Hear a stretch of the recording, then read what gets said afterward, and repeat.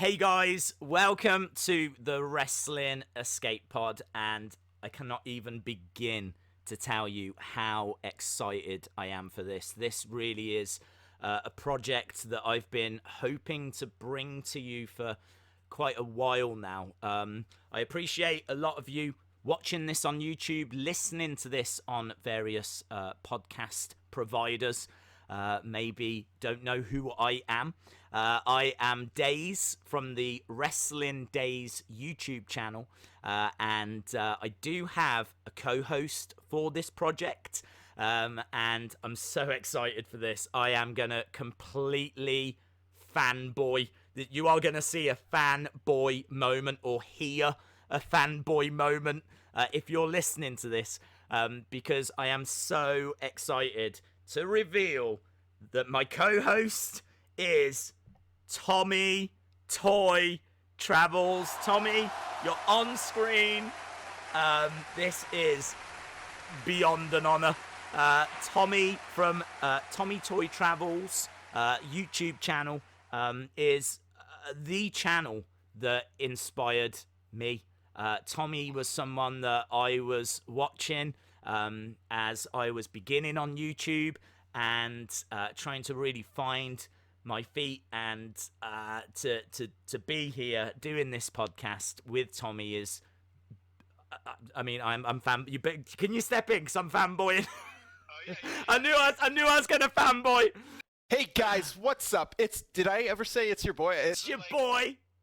Did I say it? Because the thing now is, like, in my mind, I have the classic YouTube lines that I always do when I make jokes about being a YouTuber, but I don't know if that's actually what I do. So whenever I'm like, people are like, "Oh, you're a YouTuber?" I'm like, "Yeah." Hey, what's up, guys? It's your boy TTT. I'm back again in another video. Is that actually what I said, or is that just like? It's what you've said now. Yeah, guys, I'm back again with another video. This time with my bud Wrestling Daze. We're gonna podcast. We are gonna so podcast.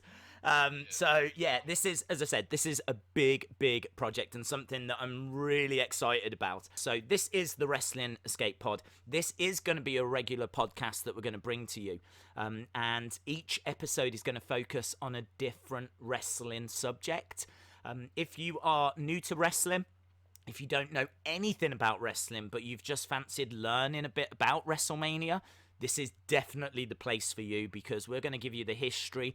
We're going to tell you about some of the best matches. We're going to kind of give you some facts and information about WrestleMania. If you know loads about WrestleMania, this is also the place for you, because yes, it's going to be a bit of a refresh, a bit of a trip down memory lane, but hopefully there's going to be some stuff in here that you find quite surprising, some facts and information that maybe you didn't know about as well. So I'm really excited for this, and just straight off the get-go, a big thank you to Tommy for agreeing to take part in this. And as we said, I'm really excited to announce that there will be more coming further down the line. Yeah, likewise. Thank you for getting me out of retirement. It's like Edge, man. You never thought this would happen. So let's start, shall we, with WrestleMania and what WrestleMania is. It really is one of the biggest sporting events in the world, sports entertainment, if you will.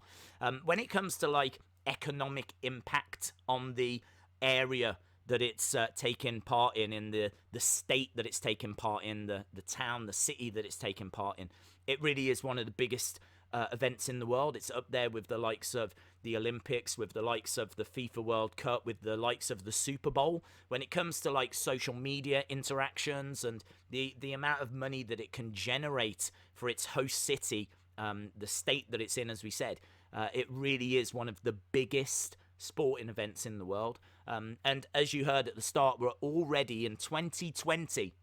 We're already up to WrestleMania 36.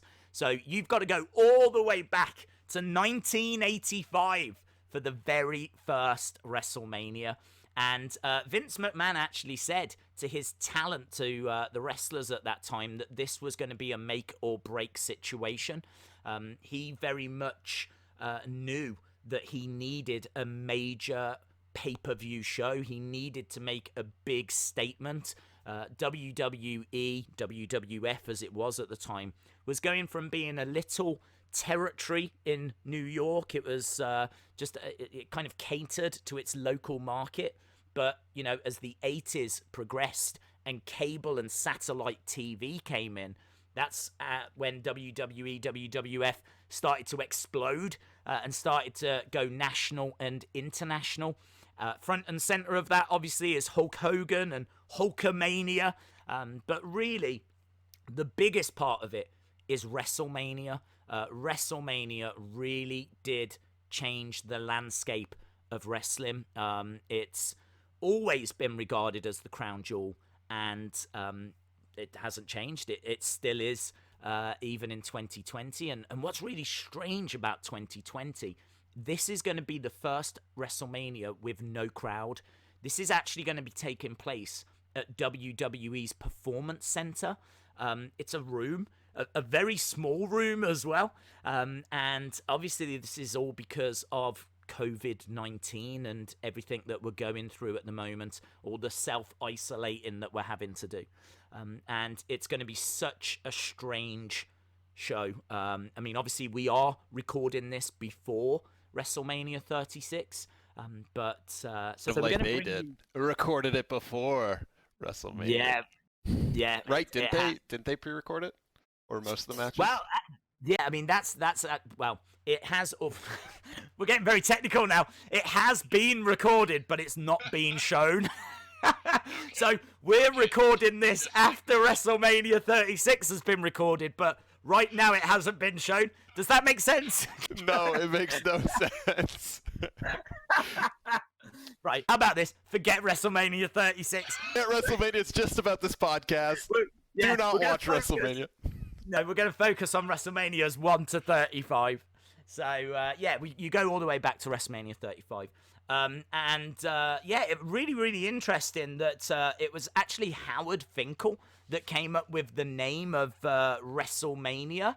I think it was meant to be called something like the Colossal Tussle. That's a true story. I'm sure it was the Colossal Tussle. Could you imagine? This year would be Colossal Tussle 36. No, thank you. Oh my gosh. Could you imagine, like, all the shirts? They're just like, I was there. It's like, no, please don't be there. Don't be there. Not for the Colossal Tussle. Obviously, the 80s very much dominated by Hulkamania, and we're going to be kind of touching back on a lot of those manias.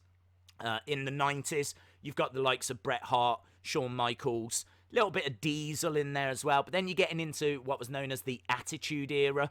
Again, that's kind of when wrestling went to that next level. At the end of the 1990s, you've got the likes of Stone Cold Steve Austin, Triple H, The Rock, Kurt Angle coming in as well. So some big names around at that time.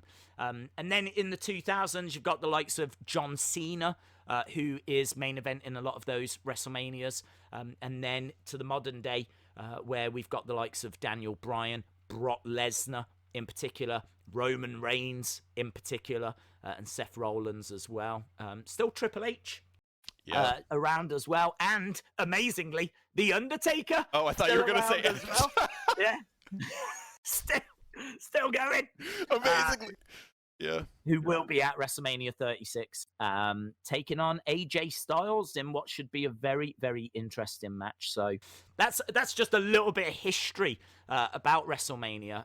It is always around March, April time. It's always regarded as the show of shows, the grandest stage of them all. And you know, they've had attendances of over 100,000 people. But fun fact, that's also not true. They fake it. They announced, I think it was WrestleMania 32, that they had 101,000 people.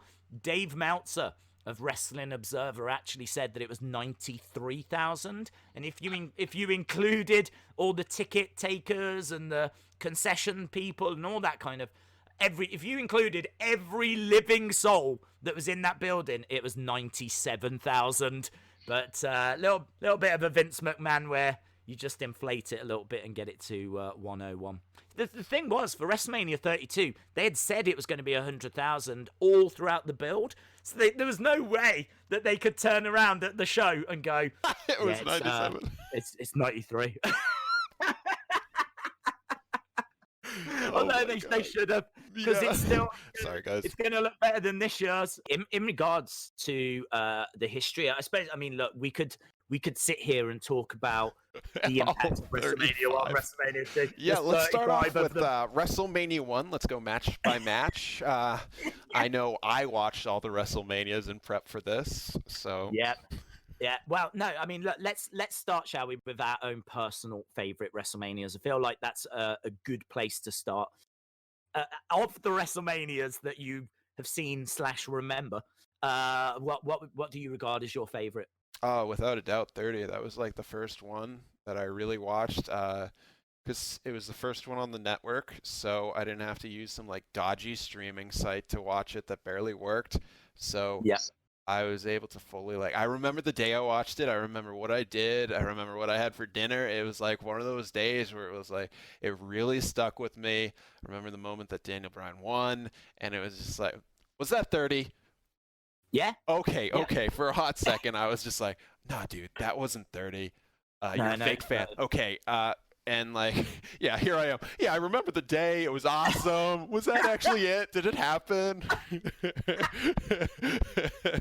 But yeah, it was such an experience. And like, when he had the belts, I was just like, this is why I watch wrestling. This is why I'm a wrestling fan. And then I've always been chasing that feeling ever since. Yeah. I totally understand that. I mean, 30 for me is one of the greatest WrestleManias. You've obviously got Undertaker, Brock Lesnar, and the whole streak. I mean, at some point we're going to have to talk about the Undertaker's streak, because that really is a massive part of WrestleMania history. And that was a massive night for it. It's a little bit difficult to know whether I should reveal how long the streak ran for, if it continued to run, when it finished, if it finished. I don't know. What do you think? Do you think we should say? Spoil WrestleMania? Yeah. Oh, yeah. I'm conscious there could be people watching, listening that don't know. Oh, that.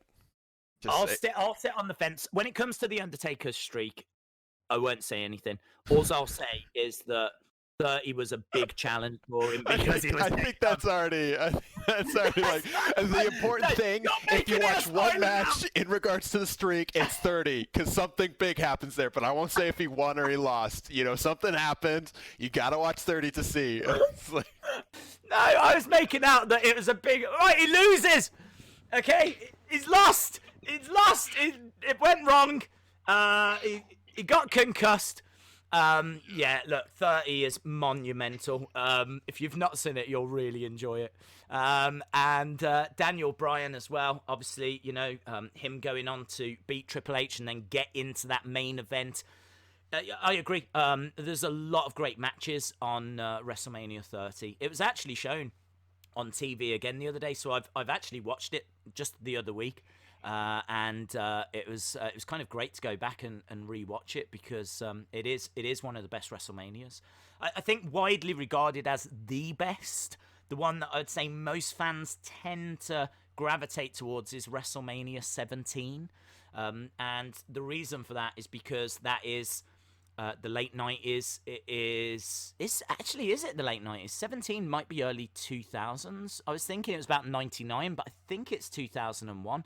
But it's kind of towards the end of the Attitude Era, and that very much is the WrestleMania because the card is stacked. The main event is Stone Cold versus The Rock. You've also got one of the greatest matches in WWE history, which is the ladder match, the triple threat with the Hardys and the Dudleys and Edge and Christian, and that match is just really held up there as one of the greatest of all time. So yeah, 17 is definitely one that people gravitate towards. Can you remember what the first one was that you saw? 30 was the first I saw, but I was just going to ruin everything for you. WrestleMania 17 was actually called WrestleMania X7. X7. Yeah. So this is a debate that people have. You know, this is a debate. I knew that. I didn't just have my phone here and look that up. No. I mean, it's a good point. I'm a true wrestling fan. Some people call it X7. Some people call it 17. I've always felt that it's been 17, but there's people out there that will argue it's X7. So it's a good point, well made. I was just being a jerk on purpose. No, it's fine. It's fine. There's people out there that will agree with you on that. Not you being a jerk. Well, they'll agree. They'll agree with that as well. I can remember the first one that I saw was, I think it was 5. On TV was 9, which was the first I remember watching as it was kind of happening. But I got a videotape, VHS, of WrestleMania 5, and the main event of that, Hulk Hogan versus Macho Man Randy Savage. It took place, this is quite interesting, it took place at Trump Plaza. Donald Trump was in attendance, but fun fact, it wasn't Trump Plaza. It was actually the building next door. But because he had actually got like the naming rights to it and he had like paid for it, they said it was Trump Plaza. And I think they did that for WrestleMania 4 as well. WrestleMania 4 and 5, I'm sure both came from like the same venues, like Trump Plaza. But yeah, that's quite a fun fact. The fact that Donald Trump was involved WrestleMania 4, WrestleMania 5, because he helped to put them on. But then, of course, I don't know if you've seen WrestleMania 23, the Battle of the Billionaires. Did you ever see this with Vince McMahon and Donald Trump?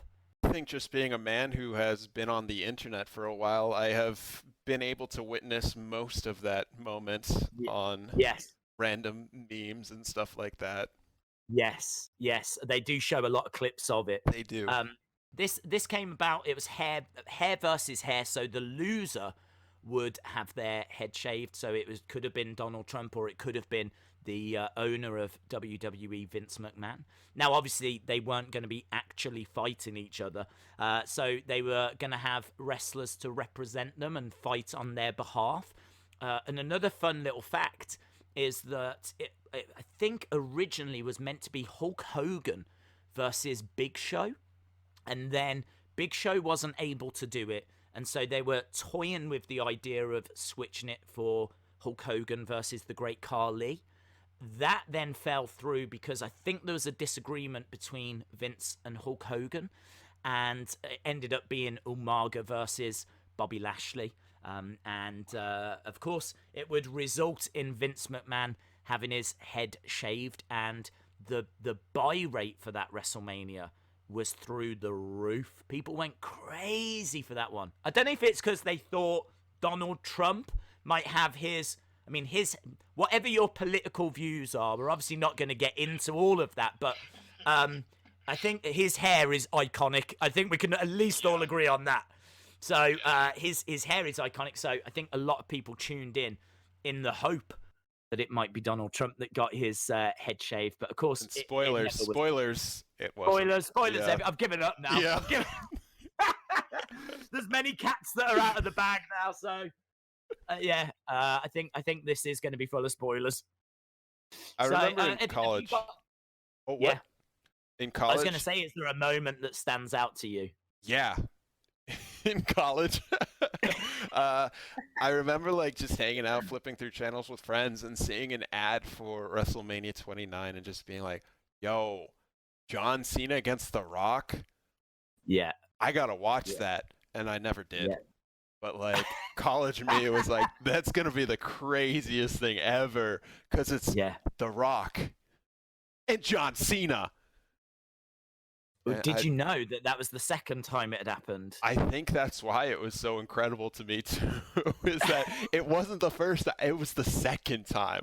Lightning strikes twice and 29 WrestleMania in New York. I could have been there. I didn't go. I wasn't even really into wrestling at the time. I was just like the idea of seeing Dwayne "The Rock" Johnson wrestle John Cena on the grandest stage of them all. I was sold, but I wasn't sold a ticket. No. It was funny because WrestleMania 28 was billed as once in a lifetime. So this was going to be your only opportunity. This is once in a lifetime. You'll never see this again. You should be thankful you're seeing it now. John Cena versus The Rock, once in a lifetime. WrestleMania 29 rolls around. John Cena versus The Rock. Twice in a lifetime. It was kind of I mean, look, that WrestleMania 28 is, I think I'm right in saying, the all-time buy rate. Like, it smashed records. I think it got like 1.21 million buys. So it's the most bought WrestleMania when it comes to pay-per-view buys.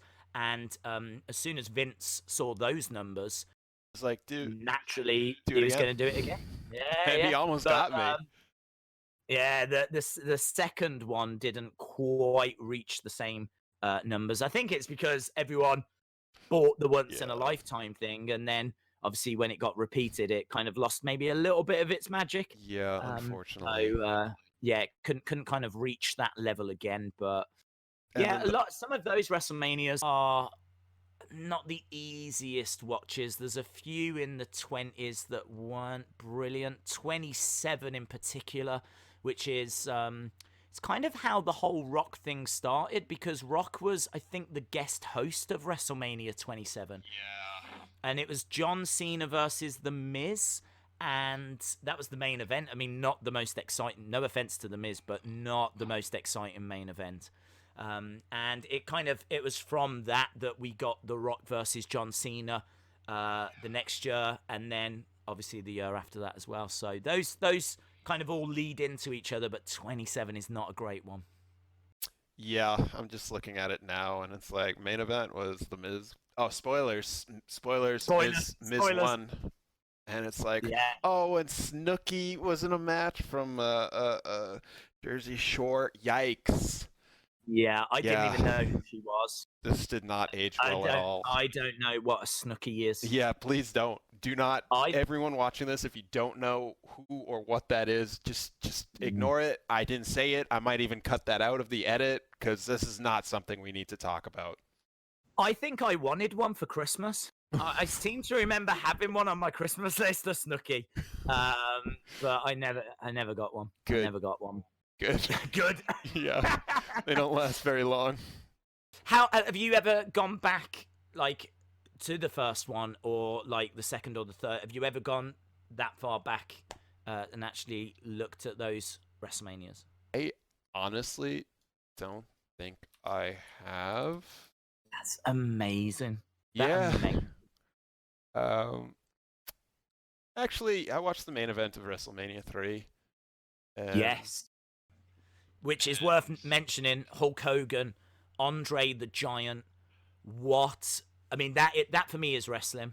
That image is wrestling. You've got, isn't it the irresistible force versus the immovable object? I think was the line on commentary. And it just is wrestling. The story that they told was that Andre was undefeated in 15 years. So Andre was coming in as someone that hadn't lost. He'd had a 15-year career. He was undefeated. And Hulk Hogan was obviously red hot at this point. So Hogan was coming in as the good guy, the baby face, the face. Andre coming in as the bad guy, also known as a heel. And they would collide in the main event of WrestleMania. And just seeing them face to face still just gives me like goosebumps. And incredible moment. That is the moment from those early WrestleManias. And they always try and recreate that moment of the lift. And it's cool that it's so iconic that it's survived the hands of time. Yes. I think because another story was that when Andre gets slammed, that's like the first time that he's been picked up and slammed. But ironically, he was slammed before, and I think by Hulk Hogan before as well. So again, what you learn when it comes to WrestleMania is there is a lot of playing around with the truth. So yeah, be it storylines, be it attendances, there's a lot of tweaking that goes on, but yeah, it's still very, That's why very wrestling's interesting. so fun, is because it's based in our reality, but it's uh, a, a fiction. Yeah, yeah, So yeah, yeah, it's kind of yeah. like, I don't know if I'll get flack for this, but like ghost stories or UFOs, like not as like UFOs and ghosts, it's the big what if, but it's so cool because it's based around our rules, our reality, and that's why wrestling too is interesting to me, because it's our rules, our reality. And yes, it's Yeah. fake, but once I shut off that thing in my mind of telling me it's fake and enjoy it, it's awesome. Fortunately, I don't have to shut off my fake with UFOs and ghosts, because it's really fun to be like, yo, they're real. I don't care what anyone says. Um, but you can do that with wrestling too. But we we Yeah, all yeah. we all know we know it's fake. Spoilers, sorry. Spoiler, more spoilers. Well, I think people tend to use scripted more these days. I think kind of feels a bit nicer. Kind of very much like like a Marvel movie.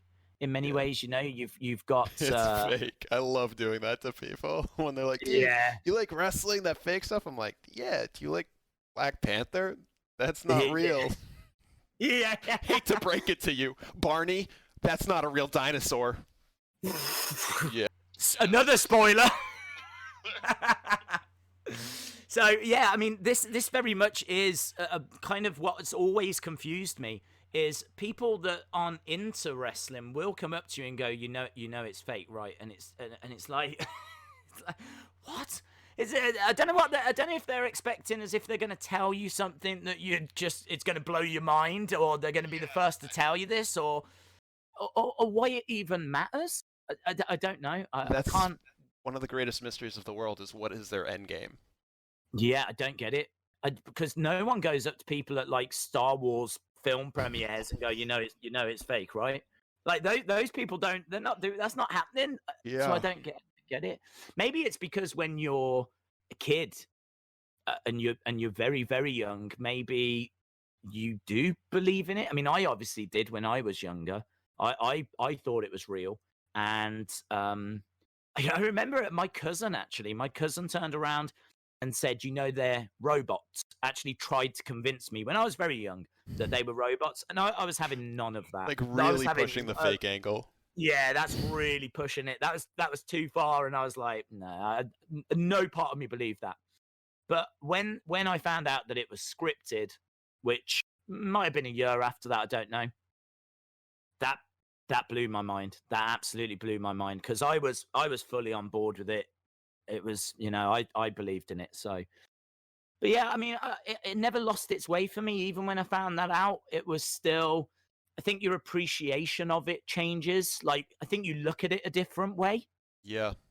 But yeah, I still massively appreciate it. I love being super pretentious art student, just being like, wrestling is the highest form of performance art, because it is performance art. And I love that, because like if you go with art people and you just talk about wrestling, you can get people to agree with you that yeah, it is performance art, and they do a really great job with it. And it's like, yeah, I'm cultured watching wrestling. I'm like one of the Renaissance mans of the art world, watching John Cena wrestle The Rock for the second time.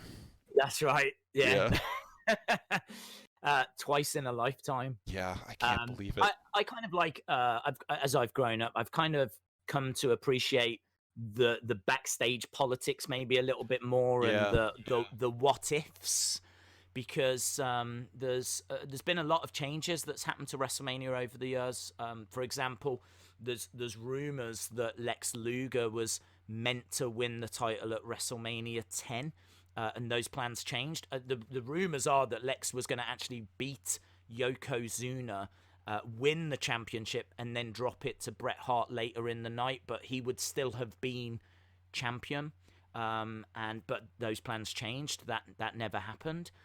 As well as that, rumors that we were meant to get Undertaker versus Sting, which I don't know if you've got like a WrestleMania dream match, but that absolutely is mine, because the Undertaker is the dark man, the mythical creature of WWE. Has been around since 1990, and as we said earlier, he's even going to have a match at WrestleMania 36 in 2020.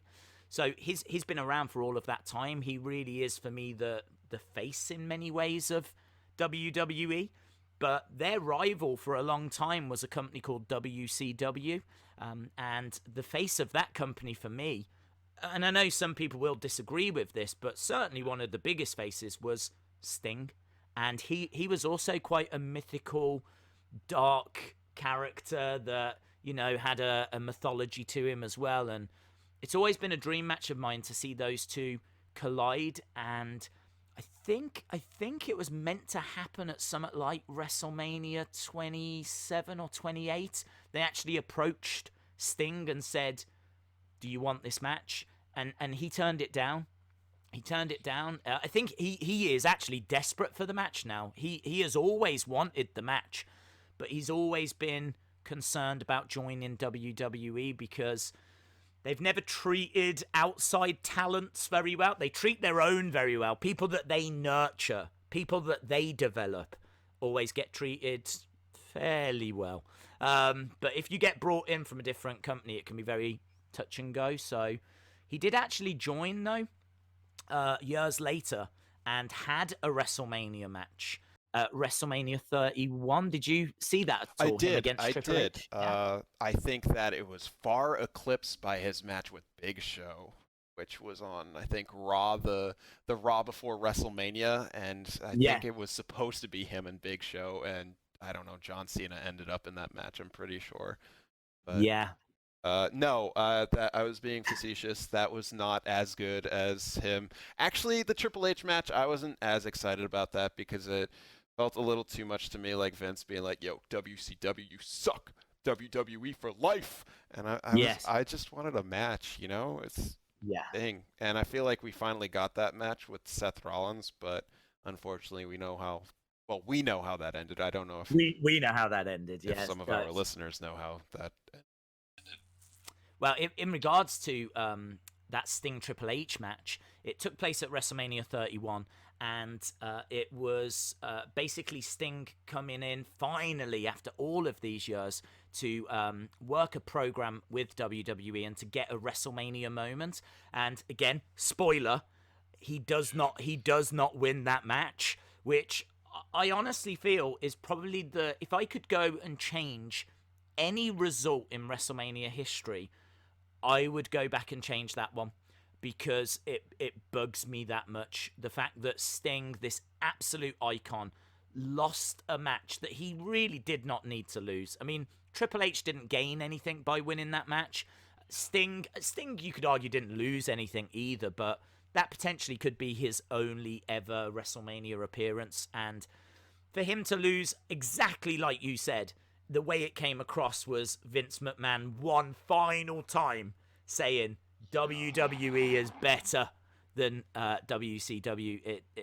It was very frustrating. It was, and it's the type of thing that's, I did say how watching WrestleMania 30 was like, this is why I love wrestling, but watching WrestleMania 31 was like, this is why I hate WWE sometimes, because like it seems so easy as a fan to please us and to do what's right, but it seems so often Vince is like, no, we gotta flip it, we gotta subvert expectations to get things interesting, and what just ends up happening is you just get people disinterested with the product. Like, I'm 100% agreeing with you. Like, it's Sting should have won.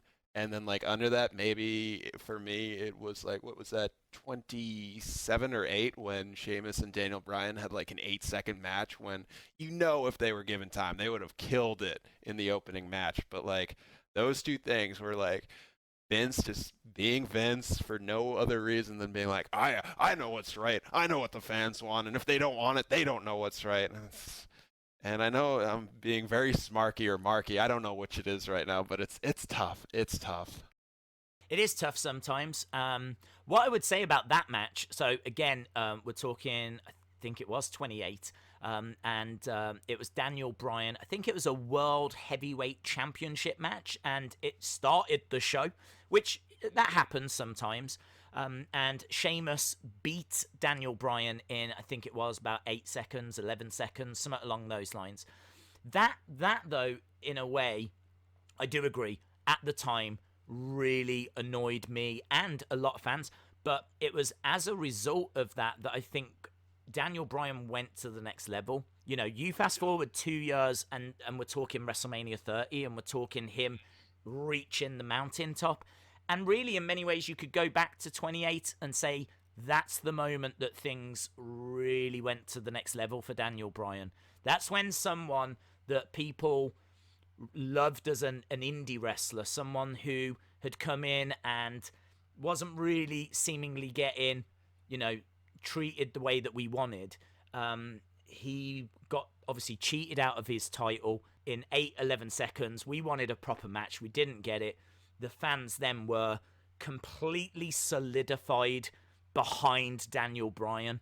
And obviously you've got the whole yes movement and just kind of what exploded out of that over the next 2 years was, I don't think we've seen it since. It's hard for people that don't watch wrestling to appreciate how popular Daniel Bryan was at that time. He still is now, but it was huge, wasn't it? It was everywhere. Incredible. Yeah, everyone yesing, like whole crowds yesing. It's just so loud, and it's a shame that that strength wasn't continued. Yeah, yeah. They had their audience in the palm of their hand, and then 31 happened. Yeah, yeah. Well, the thing with 31 was that it was a bit of a change. Daniel Bryan around this time was having injury issues and health problems, and obviously he had to step away after WrestleMania 30, and I think that really derailed things. And then as well as that, you've got the Shield.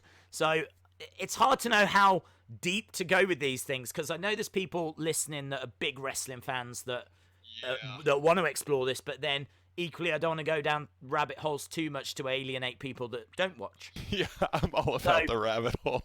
Yeah, it's difficult to know how far to go. Yeah. But let's just say there was change that happened after WrestleMania 30. We started to see the emergence of people like Seth Rollins and Roman Reigns, and we saw new stars coming through. We saw the likes of Daniel Bryan being forced to take a step back, and I think 30 as a result probably had a different feel to what WrestleMania 31 had, a different feel to WrestleMania 30 as a result. So I think there was change in the air that probably didn't help things.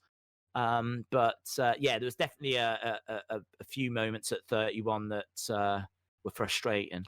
Just on that though, the reason for it, I actually know the reason for it, and that is that the plan was that they were going to have Triple H beat Sting at 31, and it was going to lead to Triple H versus The Rock at WrestleMania 32.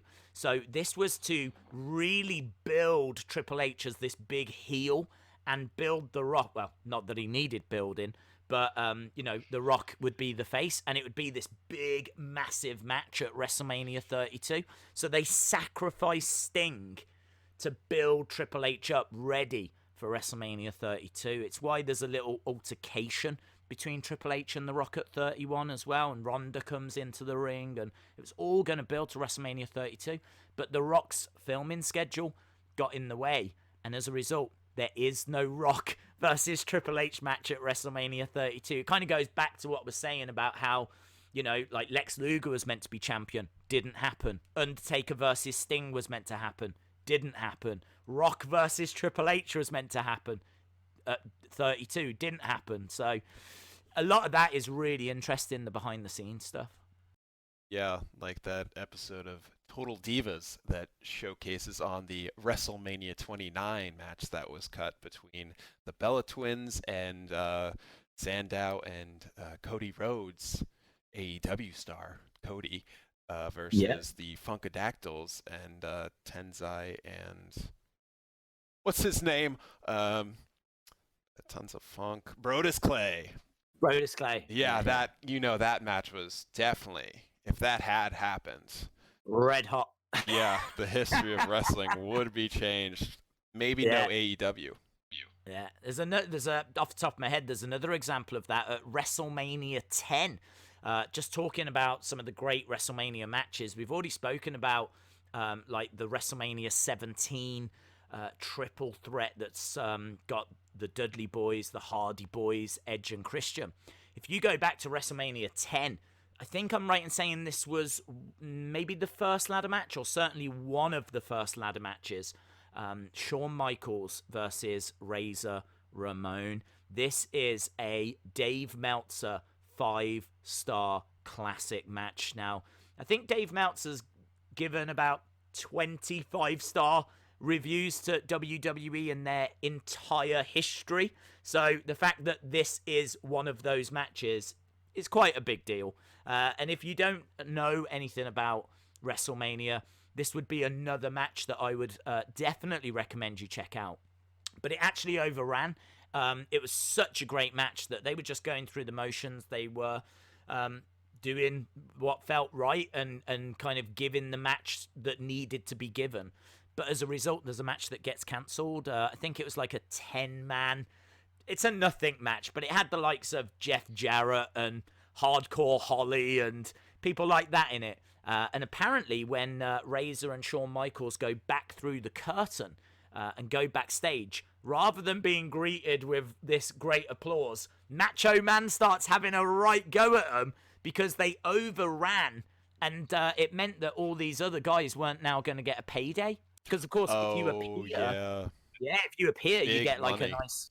Yeah, you get good money. So, rather than getting praised by everyone, they walked through the curtain and got told off by the Macho Man. Yikes. Yeah, that's really tough because history remembers that match as being incredible, but for those people that were cut, their personal history is cut. Yeah, true. Yeah, miss out on a payday and miss out on an appearance And being as well. immortalized, because I don't think Brodus Clay ever got his... Did he ever have a WrestleMania moment? Why are we talking about Brodus Clay? Yeah, guys, WrestleMania. No. Yeah, we're gonna stick on the... I know something about Brodus Clay. Don't deny me of this opportunity right now. So I think it is like WrestleMania 28 or 29, just before John Cena is about to go out for the main event. Brodus Clay is scheduled to do a dance, and this is no word of a lie, with a load of people. I say people, I think they're women, I'm not sure. Dressed as his mom, because obviously they had a whole thing about like dancing with your mom and all this kind of stuff. And he came out and he does this piece, this like performance piece, where he's dancing with all these moms on stage. And what was amazing was they were... Oh, it's cringe, but it's one of those... It's a WrestleMania moment. But it was going to get cut. Vince was going to cut it because he needed to go straight to the main event. John Cena turned around backstage and in front of Vince McMahon said to Brodus Clay, I need to go to the bathroom. So what do you need? About 8 minutes? I'll see you in a bit. And he walked off. Rather than going out for his main event match, he went to the bathroom for 8 minutes just so your boy, Brodus Clay, could go out and dance with a load of women that were dressed as moms. I can't remember if that is 28 or 29. That was not even a moment that was going to be mentioned on this podcast. But that's the kind of fact that you are going to be getting and not expecting. Spell WrestleMania without Brodus Clay. They go hand in hand. Yeah, a lot of people talk about John Cena, Hulk Hogan, Stone Cold. It's Brodus Clay. Yeah, him dancing with moms. Dancing with moms, yeah. There's been a lot of crazy segments. There's been a lot of crazy entrances. Have you got... Is there like an entrance at all that kind of stands out for you? I think think it was 31 when Triple H came out on that tricycle. Well, 31, is that Maybe it was that might 32. that was 32, I think. I think All right. 31, is that the Terminator? Oh, that was Yes, you are correct. So 32, when Yeah. he came out with his wife on the Yeah. tricycle, I thought that Yeah. was the dumbest thing ever because he was like trying to be like super cool, but it was like straight up an electronic tricycle, and Yeah. I, I, I just enjoy awkward, cringy things. So that's Yeah. the one that it's like, yeah, that's the moment for me. That's what I live for. Yeah, those kind of cringe moments. I think there's been some epic entrances. The Undertaker obviously has had many. And Undertaker, I think, well, I know for a fact has had more wins at WrestleMania than anyone else. I'm not sure what it currently stands at, but it's over 20. So as a result, he's had many entrances. Of course, the budget wasn't really there in the early days. It's really interesting to go back to the likes of WrestleMania 1 and see just no entrance whatsoever, really. Someone walking through a curtain and waving to the crowd. And then you fast forward all the way to like the modern WrestleManias and some of the stuff. As we said, the Triple H Terminator one, he like emerges, I think, from under the floor with like all of these robot skulls and all this kind of stuff. You got Arnie on the big screen as well, doing like the that's quite an epic entrance. Yeah. But yeah, there was I'm thinking like Triple H from WrestleMania 30, when he had like this big robe and he came out like was that like when like Sasha Banks and Alexa Bliss were? Yeah, that's always a fun little fact to include. The I think that's a fact that most people know. But again, if you're new to wrestling, you might not know. Yeah, WrestleMania 30, when Triple H makes his entrance, there's three ladies that help him. They're under a mask, so you can't quite see who they are, but it is Sasha Banks, Charlotte Flair, and Alexa Bliss. And for those of you that are Bowling for Soup fans, Bowling for Soup made a song called Alexa Bliss, so that might be why you're tuning in. Have you heard it? I have, yeah. It's classic Bowling with Soup, just goofy lyrics, fun song. I'm a fan. It doesn't sound like I'm a fan, but I really enjoyed it. Yeah. But what we've learned is you do enjoy cringe. So I do. Yeah, the video's definitely cringe, and their music is like, it's goofy.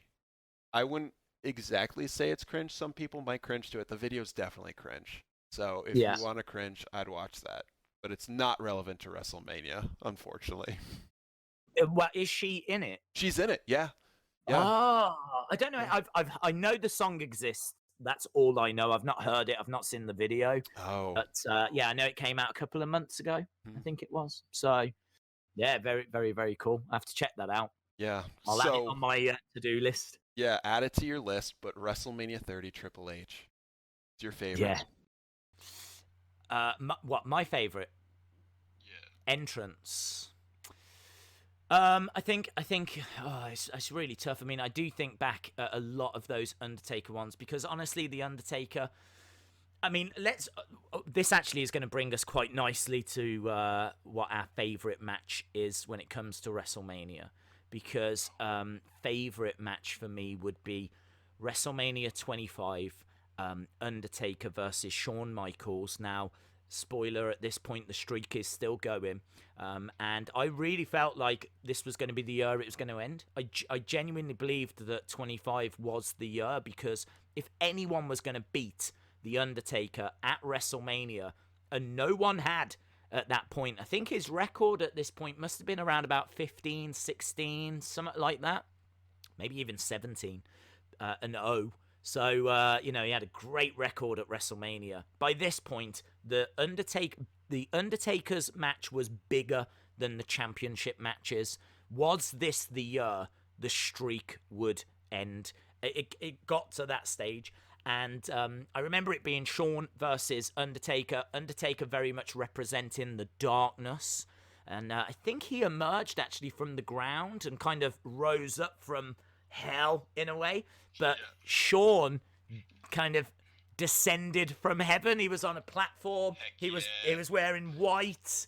He had like his arms out and everything. And he was kind of coming down, and there might even have been like choir noises and all of this kind of stuff. So just the imagery of the one guy emerging from hell, or symbolically emerging from hell, the other one descending down from heaven, the light and the darkness, the streak on the line, all of that all added together to just create this dream of a match. It's back and forth, it's non-stop, there's near falls, and it's magic. It is absolute magic, and it is, I would say, my favorite WrestleMania match. What's yours? I feel like saying the Daniel Bryan triple threat kind of cheating, because I already said WrestleMania 30 is my favorite. So I'm going to go with WrestleMania 32, The Rock defeating Eric Rowan. Yes. Yes. 7 seconds. Yeah, it's all I needed. It was perfect. It was like, thank you, The Rock. Yeah. Wanted one more match at WrestleMania. We got it. Maybe he'll come back. I mean, look, that was on TV the other day. That was a moment, because The Rock actually came down to cut a promo, and he was wearing like a tracksuit. Yeah. And then the Wyatt family come down, and they kind of get in The Rock's face, and he says, "Well, I'll tell you what. How about we don't do a WrestleMania moment? How about we do a WrestleMania match?" Takes off the tracksuit, shows he's wearing his wrestling trunks, reaches into his back pocket, puts on the elbow pad. The place is going bananas. So even though the end result is a 7-second match, it was still a beautiful, beautiful moment. The build for it, the way that, like, what, and that's what WrestleMania does. That's what those moments is what WrestleMania is all about. You never watch WrestleMania thinking that you're just going to see what was advertised and that's it. There's always going to be a moment. WrestleMania moments are a big part of WrestleMania. And again, you know, we're sitting here just before WrestleMania 36. Can't wait to see what this year's WrestleMania moments are going to be. So, yeah, the one. And the outfits, yeah. And what it's like with no crowd. Yeah. Well, certainly if people tune into your streams, they'll have the best crowd. The best crowd. In regards to the moment that kind of stands out for me, we already touched on Andre and Hulk Hogan from WrestleMania 3, which was a big one. But I love WrestleMania 31. We're very fixated on 30, 31, and 32, but I do genuinely love this moment, and it's when The Rock is in the ring. Triple H and Stephanie come down. They basically tell The Rock to get out the ring, and again, what we were talking about earlier, this was meant to build towards a match between The Rock and Triple H the very next year. So they're trying to I think Steph says, "Get out of my ring." And like really is like laying into The Rock, and there's nothing The Rock can do. I mean, it is her ring. So he jumps out of the ring and he goes to walk away, but he just pauses for a moment, kind of turns and looks at the crowd, and then goes walking over. And the way this is shot is, I still get goosebumps just talking about it, because the camera is on The Rock, and all of a sudden, it just cuts across, and there, with a face like thunder, is Ronda Rousey, front row, and she is just staring she's ready. And you got to remember, at this point, there is no one bigger on the planet in the fighting world than Ronda Rousey. She is breaking UFC pay-per-view records. She's a big wrestling fan. We'd seen her at SummerSlam. She's front row of WrestleMania. And, you know, The Rock then grabs her, takes her out of the crowd. They go into the ring, and The Rock says, you know, I would never hit a woman, Stephanie. I do know someone that would. And she's right there, Ronda Rousey. You got Triple H, Stephanie McMahon, The Rock. It's amazing. That's what WrestleMania does. And actually, this leads us quite nicely to women at WrestleMania. Did you know there had not been a women's match at WrestleMania that had gone longer than 10 minutes till WrestleMania 32. And in fact, many WrestleManias happened without any women's matches at all. I did not know that, but it does not surprise me. It's a real shame to still say it out loud. You know, it hurts. Yeah, it hurts. Have you? What's your kind of relationship with women's wrestling? Have you kind of gone back and watched any women's wrestling? Stardom. I was subscribed to them when they had their old YouTube channel, their paid YouTube channel, and their stuff is just incredible.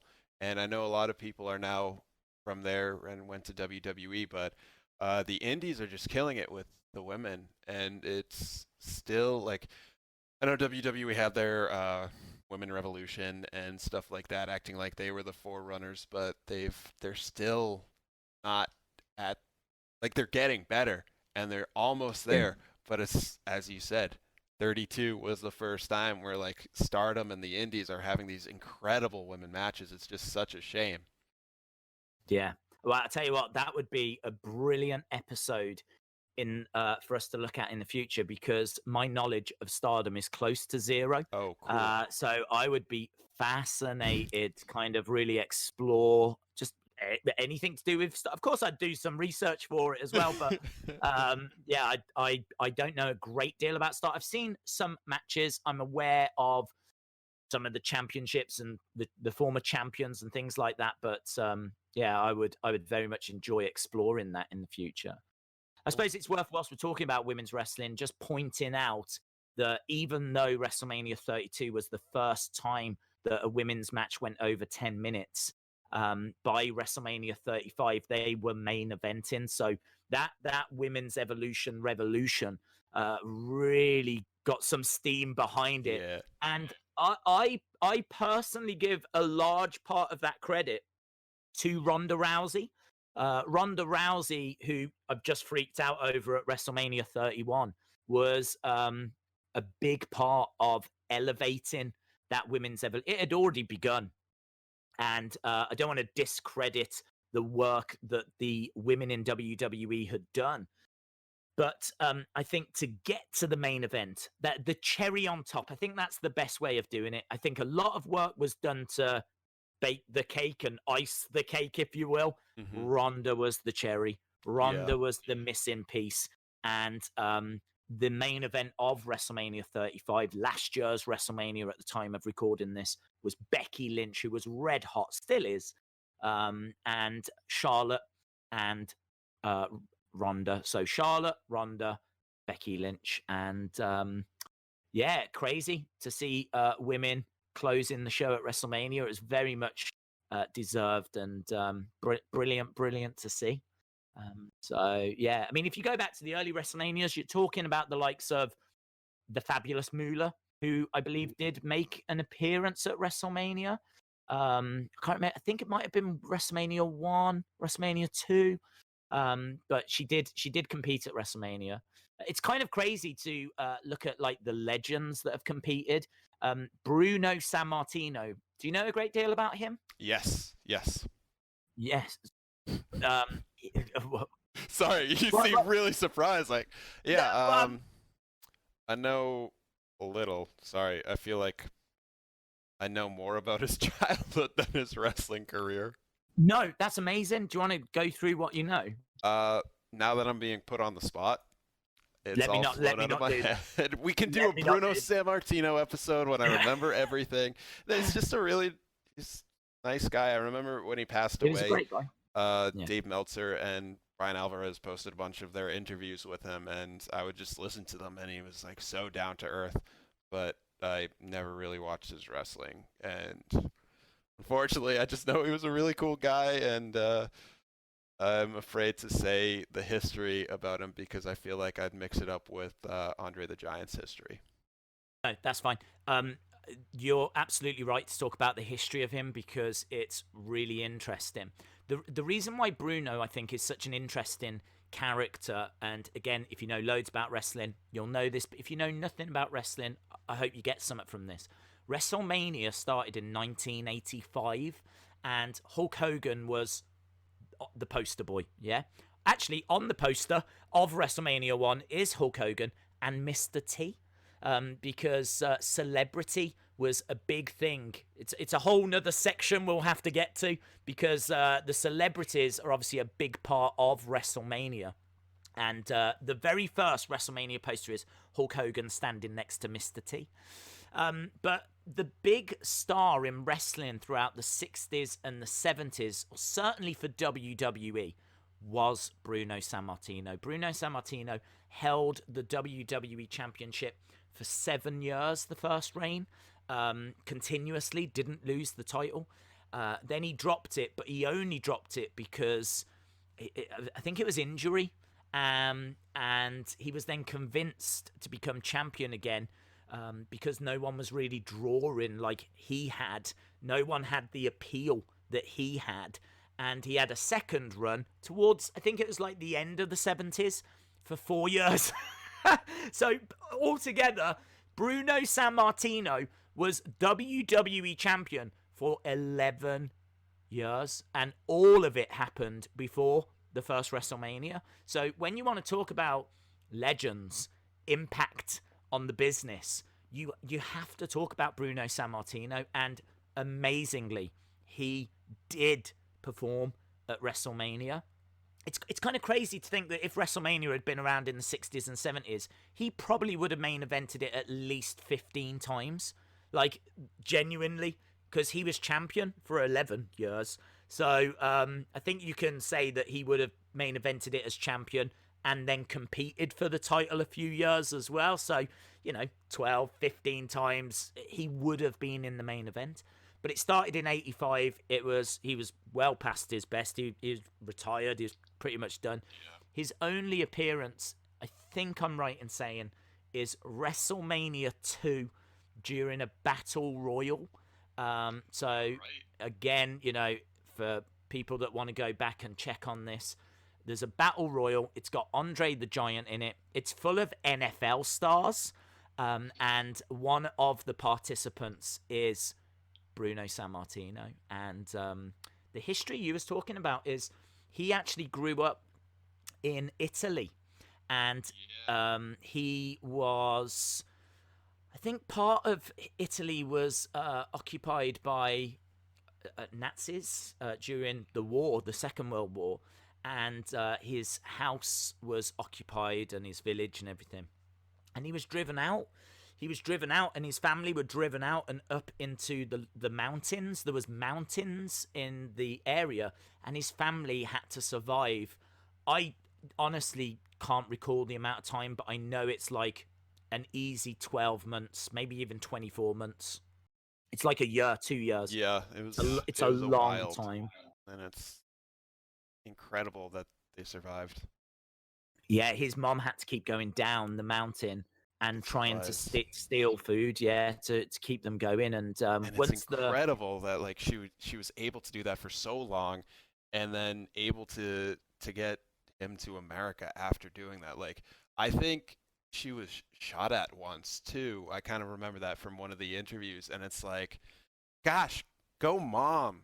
Let's be honest. Yeah. Like, when it comes to great moms, and I remember from the interviews, he always spoke so highly of his mother. Which brings about an unfortunate thing. He was actually at WrestleMania 1 in the corner of his son, David Sammartino. But he unlike Bruno and his mom, who were close, Bruno and his son were not close. Were they not? They had a falling out. Oh. Yeah. Now, I know that Bruno was at WrestleMania 1, but he didn't compete. He was just in the corner of his son, David Sammartino? Yes.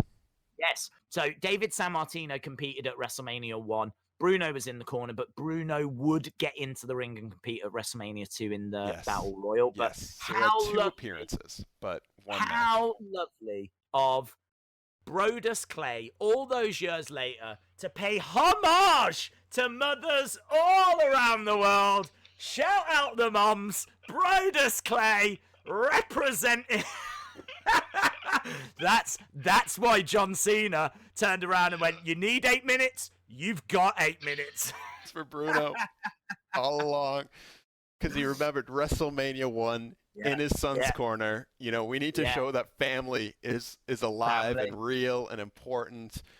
Amazing. I love this kind of stuff. Yeah, I recommend everyone, if they have the opportunity, just look up Bruno Sammartino interviews. He's super well spoken. His story, I know you just touched on his Italy childhood, but once he gets to America and you get into all the bullying, and even in his later life, how he kept up with his exercise regimen and like never really stopped. It's just like a super cool, down to earth guy that was really personable and a great interview to listen to. And he had a great accent, so fun stuff to listen to him. Yeah, but sadly, not a great WrestleMania legacy. No, just because he was just before. But I think if we're gonna talk about WrestleMania and we're gonna just be jumping around the WrestleMania timeline, I think it's always good to take a moment to talk about what wrestling was like just before WrestleMania began. You know, so we've kind of covered at least Bruno Sammartino. I mean, of course, you got the likes of Bob Backlund and Iron Sheik and people like that, but yeah, Bruno, one of the biggest, one of the legends.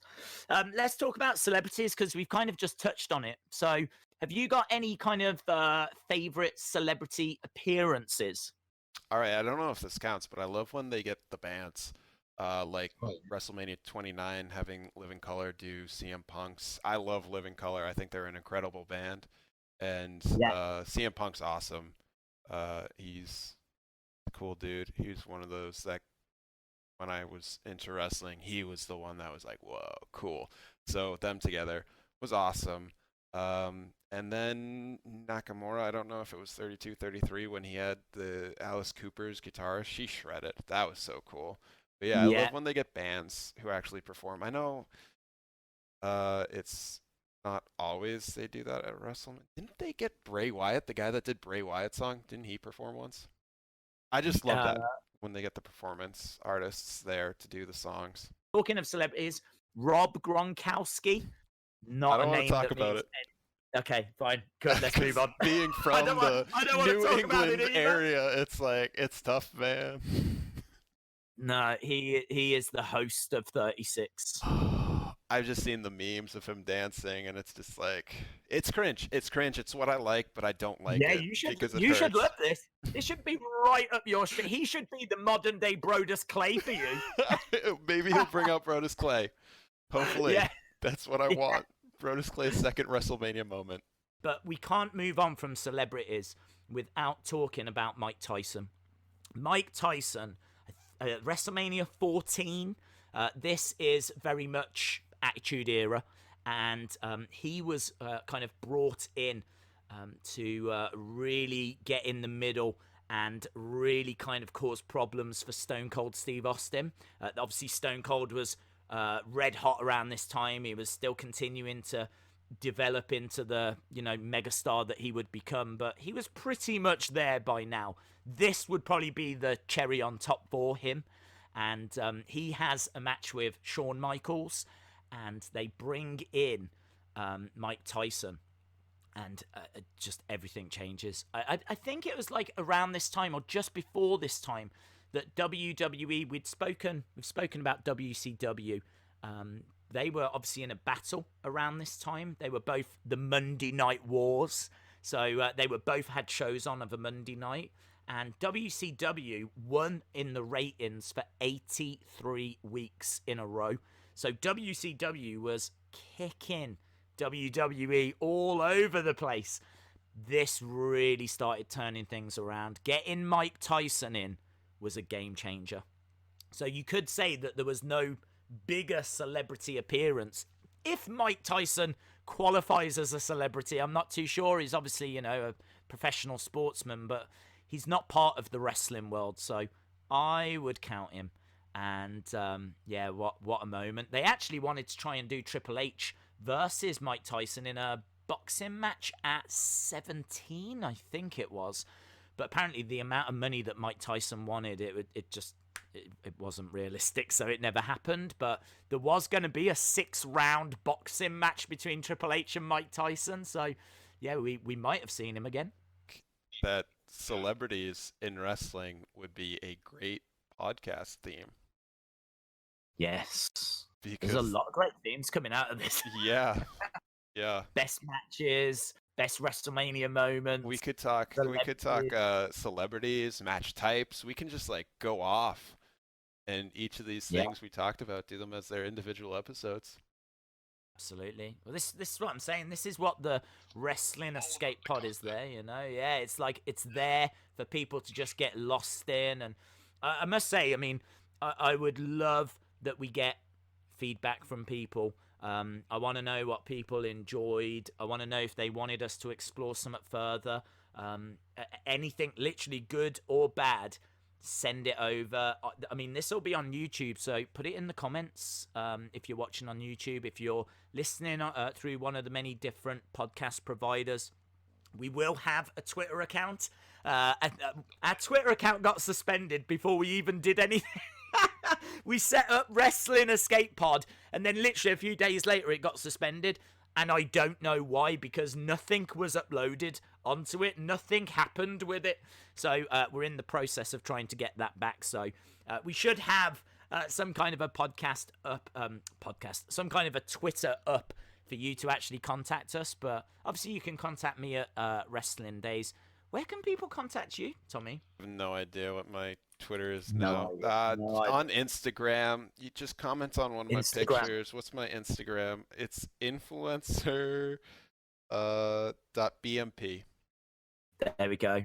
Influencer.bmp. I mean, we'll put links and everything down in the description so people can easily find us. But yeah, I mean, look, we could keep talking and keep exploring. I do just want to, I suppose, I kind of feel like we're getting to the point where we could just keep going, but we need to find a natural finish, don't we? We need to find a way of wrapping this up. Yes. Always leave people wanting more. Yes. That's not that we've achieved that, but no, people want to end. People want to go home. Yeah. Awesome, guys. Thank you so much for watching. And again, thank you so much to Tommy Toy Travels for agreeing to do this. This really is something that I love. I absolutely love. I can't wait to do more of these and explore the topics that you want us to explore. And as we said, we're going to try and get these out as regular as we can. We're going to try and be a bit chilled about it, but I'm up for whenever. I absolutely love it, and yeah, can't wait to get the ball rolling. So thank you for tuning in. I hope you enjoyed it. I hope you join us again. Hit the subscribe on the channel if you haven't already, and check out Tommy's channel as well. We're on the road to 100,000 for Tommy Toy Travels. We're trying to get Tommy that plaque, that award for reaching that. It's not something he wants. He absolutely will begrudge receiving it, but still I want to achieve it for him, so make sure you're jumping over there, subscribing to him as well. Awesome, guys. Thanks a lot for listening and watching. We'll see you again next time. Bye for now.